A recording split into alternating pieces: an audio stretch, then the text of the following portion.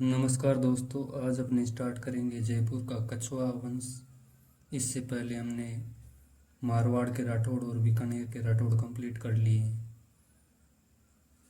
तो हम अभी स्टार्ट कर रहे हैं जयपुर का कछवा डायनेस्टी।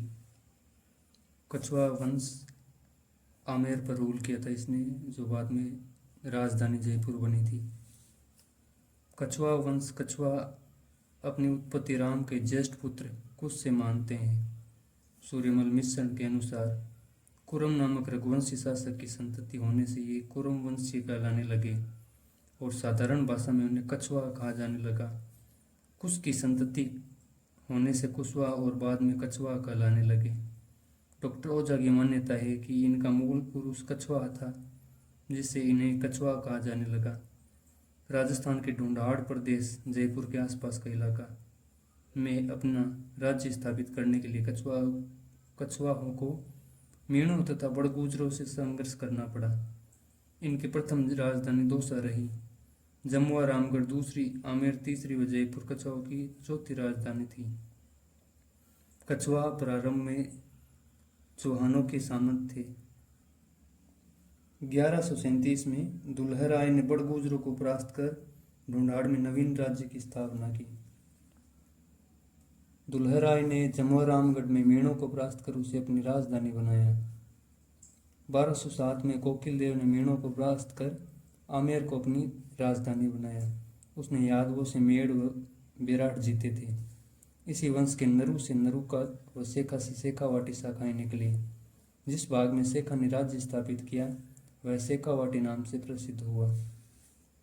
कछवा शासक राजदेव ने आमेर में प्रसिद्ध कदमी महलों का निर्माण करवाया, जिनमें बनी छतरी में कछवा शासकों का राज तिलक होता था। पंचवन देव इस वंश का शक्तिशाली शासक था। ख्यातों के अनुसार उसके पश्चात क्रमशः मलय सिंह, बिजल देव, राजदेव, किलहण, कुंतल, जूणसी, उदयकरण, नरसिंह, बनवीर, उद्धरण व चंद्रसेन शासक हुए। चंद्रसेन का उत्तराधिकारी पृथ्वीराज था, जो 1527 ईस्वी में खानवा के युद्ध में महाराणा सांगा की ओर से लड़ता हुआ वीरगति को प्राप्त हुआ। फिर आते पूर्णमल 1527 से 34 ईस्वी के बीच। यह पृथ्वीराज का छोटा पुत्र था। इसकी माता बाला देवी बीकानेर की राव लूणकरंज की पुत्री थी, जिसने इसे गद्दी पर बिठाने में महत्वपूर्ण भूमिका निभाई थी। भीमदेव 1534 से 1537। यह पृथ्वीराज का बड़ा पुत्र था, जिसने पूर्णमल की शिखरगढ़ के युद्ध में मृत्यु के बाद आमेर की गद्दी प्राप्त की। फिर आते रतन सिंह 1537 से 48। यह कमजोर शासक था। इसके शासन का सभी कार्य तेज सी रायमलों देखता था। इसने शेरशाह की अधीनता स्वीकार की। रतन सिंह के शासनकाल में इसके चाचा सांगा ने सांगानेर बसाया। सांगा ने आमेर लेने का प्रयास किया मगर असफल रहा। इसके छोटे भाई आसकरण ने जहर देकर इसकी हत्या कर दी और स्वयं शासक बन गया। मगर कुछ समय पश्चात ही वारमल ने आसकरण को पदच्युत कर आमेर का शासक बन गया। फिर भारमल आता है 1548 से 74 के बीच में। भारमल मुगल अधीनता स्वीकार करने वाला पहला शासक था। राजस्थान का पहला शासक था जिसने मुगलों की अधीनता स्वीकार की। मजनू खान नामक व्यक्ति ने दिसंबर 1556 में अकबर और भारमल की मित्रता करवाई। अकबर जनवरी 1562 में अजमेर की यात्रा पर आया। अजमेर से वापस लौटते समय सांबर में भारमल ने 1562 में अपनी पुत्री हरकुबाई, शाहीबाई या मानमती, तीनों एक ही, का विवाह अकबर के साथ किया। जहांगीर इसी हरकुबाई का पुत्र था। इस प्रकार यह मुगलों से वैवाहिक संबंध स्थापित करने वाला पहला राजपूत शासक था। 20 जनवरी 1562 को सांबर में ही अपने पुत्र भगवान दास और पौत्र मान सिंह सहित इसने अकबर की अधीनता स्वीकार कर ली। अकबर ने भारमल को 5000 मनसब दिया, अमीर उल उमरा तथा राजा की उपाधि दी। भारमल के बाद में आते भगवंत दास, जो भारमल के पुत्र थे। 1574 से 1589 के बीच में भगवंत दास रूल करते हैं। इन्हें भगवान दास भी कहा जाता है। भारमल की मृत्यु के बाद अकबर ने भगवंत दास का टीका भिजवाया तथा उसे 5000 का मनसब एवं अमीर उल उमरा की पदवी से सम्मानित किया। कुंवर और शासक दोनों रूपों में मुगलों की सेवा में रहा। इसने 1585 ईस्वी में अपनी पुत्री मान्नाबाई का विवाह जहांगीर के साथ किया। खुसरो मान सिंह से उत्पन्न जहांगीर का पुत्र था। मानाबाई ने 1604 में खुसरो के पितृद्रोही व्यवहार से दुखी होकर आत्महत्या कर ली थी। इसने 1583 से 1589 ईस्वी तक पंजाब के सूबेदार के रूप में कार्य किया। 1589 में लाहौर में भगवंत दास की मृत्यु हुई। फिर आते मान सिंह 1589 से 1614। मान सिंह 1562 में ही मुगलों की सेवा में सम्मिलित हो गया। इसने अकबर एवं जहांगीर दो मुगल सम्राटों की सेवा की। अकबर और जहांगीर। अकबर के रणथंभौर अभियान में 1569 ईस्वी में सुरजनहाड़ा को मुगल अधीनता स्वीकार करवाने में भूमिका निभाई। गुजरात अभियान के दौरान 1573 ईस्वी में मान सिंह महाराणा प्रताप के पास संधि का दूसरा प्रस्ताव लेकर गया। 1576 में हल्दी घाटी के युद्ध का नेतृत्व यह अकबर के नवरत्नों में शामिल था। अकबर ने इसे फरजंद की उपाधि दी और 7,000 का मनसब दिया। मान सिंह ने काबुल, बंगाल, बिहार आदि के सूबेदार के रूप में कार्य किया। काबुल में रोशनाइयों के विद्रोह का दमन किया। मान सिंह ने 1592 में उड़ीसा जीतकर पहली बार उसे मुगल साम्राज्य का अंग बनाया। इसने बिहार में मानपुर, बंगाल में अकबरपुर राजमहल की स्थापना की तथा रोहतासगढ़ के सुंदर महलों का निर्माण करवाया। मान सिंह ने बंगाल के शासक केदार को परास्त कर बंगाल से शीला देवी की मूर्ति लाकर उसे आमेर में स्थापित किया। मान सिंह के पुत्र जगत सिंह के बंगाल अभियान में मृत्यु होने पर उसकी माता कनकावती ने जगत सिंह की स्मृति में आमेर में जगत शिरोमणि मंदिरों का निर्माण करवाया। इस मंदिर की मूर्ति मान सिंह चित्तौड़ के मीरा मंदिर से लाए थे। मान सिंह 1607 ईस्वी तक बंगाल का सूबेदार रहा। इसी मध्य 1597 ईस्वी में उसे अजमेर में भी नियुक्त किया गया, मगर बंगाल में विद्रोहियों के शक्तिशाली होने पर 1601 में उसे पुनः बंगाल भेजा गया। मार्च 1605 में अकबर के बीमार होने पर वह आगरा आया और जहांगीर के राज्याभिषेक के बाद पुनः बंगाल चला गया। 1607 में जब जहांगीर ने उसे दक्षिण में नियुक्त किया, संत दादू दयाल का मान सिंह के दरबार में आना जाना था। मान सिंह की मृत्यु 6 जुलाई 1614 में एलिचपुर में हुई। इसकी छतरी हाडीपुर आमेर में बनी हुई है। मान सिंह के बाद भाव सिंह 1614 से 20 के मध्य आमेर के शासक बने। भाव सिंह के बाद में शासक बनते मिर्जा राजा जय सिंह 1621 से 1667 के बीच में रूल करते हैं। 10 वर्षों की आयु में 1621 में जय सिंह आमेर का शासक बना। इसे 3 मुगल सम्राटों जहांगीर, शाहजहां, औरंगजेब की सेवा में रहने का अवसर प्राप्त हुआ। इसकी दूरदर्शिता, वीरता और योग्यता का परिणाम था कि आमेर राज्य उच्च राज्यों की श्रेणी में आ गया। गद्दी पर बैठते ही जहांगीर ने जय सिंह को 3000 जात और 1500 सवारों का मनसब दिया। 1623 में इसे मलिक अंबर के विरुद्ध दक्षिण में भेजा गया, जहां इसने अद्भुत साहस और वीरता का परिचय दिया। शाहजहां ने इसको 4000 का मनसब प्रदान किया। 1629 में इसने उत्तर पश्चिमी सीमांत में उज्बेकों और 1630 में खाने जहां लोधी के विद्रोह का दमन किया। 1636 में शाहजहां के साथ बीजापुर और गोलकुंडा को दबाने में दक्षिण गया। वहां उसने अपनी वीरता से शाहजहां को प्रसन्न कर दिया। फलस्वरूप इसका मनसब 5000 हो गया। 1637 में जय सिंह की मिर्जा राजा की पदवी देकर शुजा के साथ कंधार भेजा गया।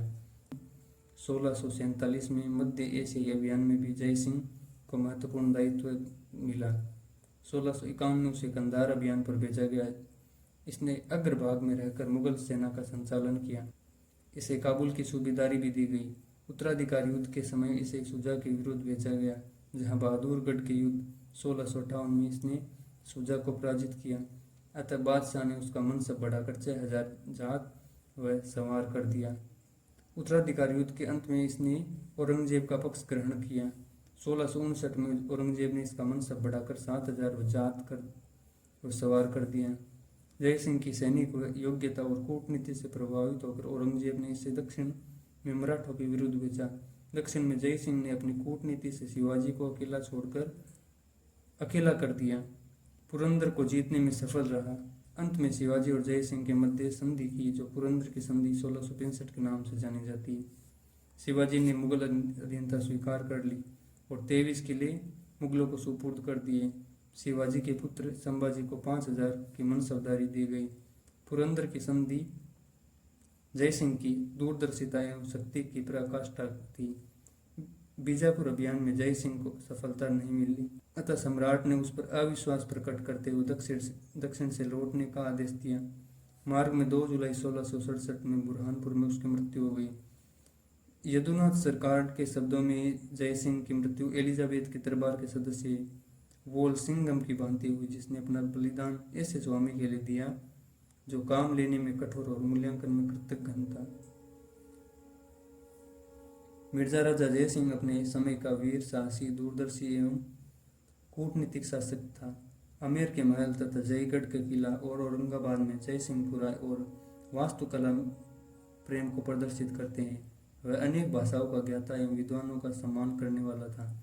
प्रसिद्ध कवि बिहारी का वह आश्रयदाता था। उसके एक एक दोहे पर उसने एक एक स्वर्ण अशरफियां प्रदान की।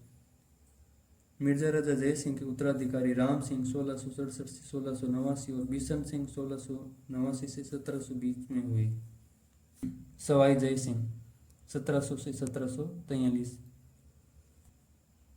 3 दिसंबर 1688 को जन्मे जय सिंह में प्रथम जय सिंह की तुलना में वीरता और वाक्पटुता को विशेष मात्रा में पाकर औरंगजेब ने इसका नाम सवाई जय सिंह रख दिया, क्योंकि वह जय सिंह प्रथम से बढ़कर सवाया था। इसी समय से जयपुर के सभी राजा अपने नाम के पहले सवाई पद का प्रयोग करने लगे। 1698 ईस्वी में मात्र 10 वर्ष की आयु में ही इसे दक्षिण भेजा गया। 1700 ईस्वी में जय सिंह ने आमेर का राज्यभार संभाला। सिंहासन संभालते ही इसने राज्य प्रबंध को सुव्यवस्थित किया। 1701 में वह बुरहानपुर में औरंगजेब की सेवा में पहुंचा। 1707 ईस्वी के उत्तराधिकार में जय सिंह ने आजम का पक्ष लिया, मगर मोजम युद्ध में विजयी रहा। अतः मोजम, जो बहादुर शाह के नाम से शासक बना, ने आमेर पहुंचकर विजय सिंह को शासक घोषित कर दिया तथा आमेर का नाम इस्लामाबाद या मोमिनाबाद कर दिया। 1708 में जय सिंह उदयपुर पहुंचा और मेवाड़ राजकुमार चंद्र कौरी से विवाह किया। विवाह की शर्त के कारण जय सिंह की मृत्यु के बाद जयपुर का उत्तराधिकारी युद्ध का सामना करना पड़ा। मेवाड़ की सहायता से जय सिंह ने आमेर पुनः प्राप्त किया। मुगल सम्राट ने भी इसे आमेर का शासक स्वीकार कर लिया। सम्राट फर्रुख शेर ने 1713 में जय सिंह को मालवा का सूबेदार बनाया। इसी दौरान उसने मराठों से मालवा की रक्षा की। मुहम्मद शाह के काल में इसने जाटों का दमन किया। जय सिंह को 1729 में दूसरी बार व 1732 में तीसरी बार मालवा की सूबेदारी दी गई, मगर उससे मराठों से पराजित होना पड़ा और संधि करनी पड़ी। जय सिंह के प्रयासों से 17 जुलाई 1734 को राजपूत राजाओं का हुरडा सम्मेलन बुलाया गया ताकि संगठन होकर मराठों का मुकाबला किया जा सके, किंतु आपसी आत्मविश्वास से यह योजना कार्य रूप न ले सकी। जय सिंह ने 1729 ईस्वी में बूंदी के आंतरिक मामलों में हस्तक्षेप किया, जिससे मराठों को राजस्थान की आंतरिक राजनीति में हस्तक्षेप करने का अवसर मिला। उसने मराठों एवं मुगल सम्राट से समझौता करने के लिए मध्यस्थता भी की। 1743 में जय सिंह की मृत्यु हो गई। इसने 7 मुगल शासकों की सेवा की। 1725 में उसने नक्षत्रों की युद्ध सारणी 1725 में इसने नक्षत्रों की शुद्ध सारणी बनवाई और उसका नाम जीजे मोहम्मद शाही रखा। उसने जय सिंह कारिका नामक ज्योतिष ग्रंथ की रचना की। जय सिंह ने जयपुर, दिल्ली, मथुरा, उज्जैन, बनारस में वेधशालाएं जैसे जंतर मंत्र बनवाए। इसमें जयपुर की वेधशाला सबसे बड़ी और दिल्ली की सबसे पुरानी है। जुलाई 2010 में इसे यानी जयपुर की वेधशाला जो जंतर मंत्र को यूनेस्को की विश्व धरोहर सूची में शामिल किया गया। जय सिंह ने विद्याधर नामक बंगाली वास्तुशास्त्री की ज्ञाता से एक नगर का नक्शा बनवाकर आयताकार खंडों वाली बस्ती का निर्माण किया, जो 1727 की बात है, जिसे आज हम जयपुर के नाम से जानते हैं। जयपुर नगर की नींव 1727 ईस्वी में नवंबर माह में राजगुरु जगन्नाथ सम्राट द्वारा रखी गई। जय सिंह ने वाजपेयी, राजसूय, पुरुष में आदि यज्ञों का आयोजन किया। वह अंतिम हिंदू सम्राट था जिसने अश्वमेध यज्ञ संपन्न करवाया। गोपीनाथ शर्मा के अनुसार उसने एक पहाड़ी पर युप स्तंभ की प्रतिष्ठा करवाई। उसने 1714 में वृंदावन से गोविंद देव जी की मूर्ति लाकर आमेर में स्थापित की। यह मंदिर राजस्थान में गौड़ी संप्रदाय की पहली पीठ के रूप में विख्यात है। 1734 में इसने जयपुर में नाहरगढ़ या सुदर्शन का निर्माण करवाया। इसने जयगढ़ में जयबान तोप का निर्माण करवाया। राम सिंह द्वितीय ने इसे पहियों पर रखवाया। इसे एशिया की सबसे बड़ी तोप के नाम से जाना जाता है। उसने चंद्रमहल, सिसोदिया रानी का महल व जल महल का निर्माण भी करवाया। किसने? जय सिंह ने। कौन सा जय? जिसे सवाई जय सिंह कहते हैं। उसके बाद आती है सवाई ईश्वरी सिंह। 1743 से 50 के बीच में रूल करते हैं। सवाई ईश्वर सिंह मान सिंह का ज्येष्ठ पुत्र था। इसे मुगल सम्राट मोहम्मद शाह ने टीके का दस्तूर स्वयं अपने हाथों से प्रदान किया। जयपुर की राजधानी को लेकर उसके सौतेले भाई माधो सिंह के साथ इसका संघर्ष हुआ। राजमहल के युद्ध में 1747 में विजय के उपरांत इसने ईसरलाट का निर्माण करवाया। यह 7 मंजिला इमारत चित्तौड़ के विजय स्तंभ से प्रेरित है। मराठों की सहायता से माधो सिंह ने बगरू के युद्ध में जो 1748 में हुआ ईश्वर सिंह को पराजित किया। ईश्वर सिंह ने माधो सिंह को 5 परगने देना स्वीकार कर लिया, मगर वह मराठों को युद्ध हर जाना नहीं दे सका। परिणाम स्वरूप उसने आत्महत्या कर ली जब होलकर जयपुर पर दबाव डाल रहा था 1750 में। उसके बाद में आती है सवाई माधो सिंह। यह मेवाड़ राजकुमारी चंद्र कुंवरी और सवाई जय सिंह का पुत्र था। इसने मराठों की सहायता से राजगद्दी प्राप्त की थी। मराठों की धन की मांग से दुखी होकर 1751 में जयपुर नगर में मराठों का कत्लेआम करवा दिया। 1761 में बंटवाड़ा का युद्ध 12 में कोटा राज्य से परास्त हुआ। इसने 1743 ईस्वी में सवाई माधोपुर की स्थापना की। सवाई जय सिंह ने कामा के युद्ध में भरतपुर के जवाहर सिंह को परास्त किया तथा रणथंभौर दुर्ग को मुगलों से छीनकर जयपुर राज्य में सम्मिलित किया। फिर सवाई प्रताप सिंह 1778 से 1803। इसके शासनकाल में महाजी संध्या ने जयपुर राज्य में काफी लूटमार की। अतः 1787 ईस्वी में लाल सोट के पास तुंगा नामक स्थान पर महाजी संध्या और जयपुर राज्यों के बीच भीषण युद्ध हुआ, जिसमें सिंधिया को पीछे हटना पड़ा। लेकिन पाटन के युद्ध में जो 1790 में हुआ, प्रताप सिंह को मराठों से पराजित होना पड़ा। बाद में इसने सिंधिया और होलकर से अच्छे संबंध स्थापित किए। 1799 में इसने जयपुर में 5 मंजिला हवा महल का निर्माण कराया। यह भगवान विष्णु को समर्पित है।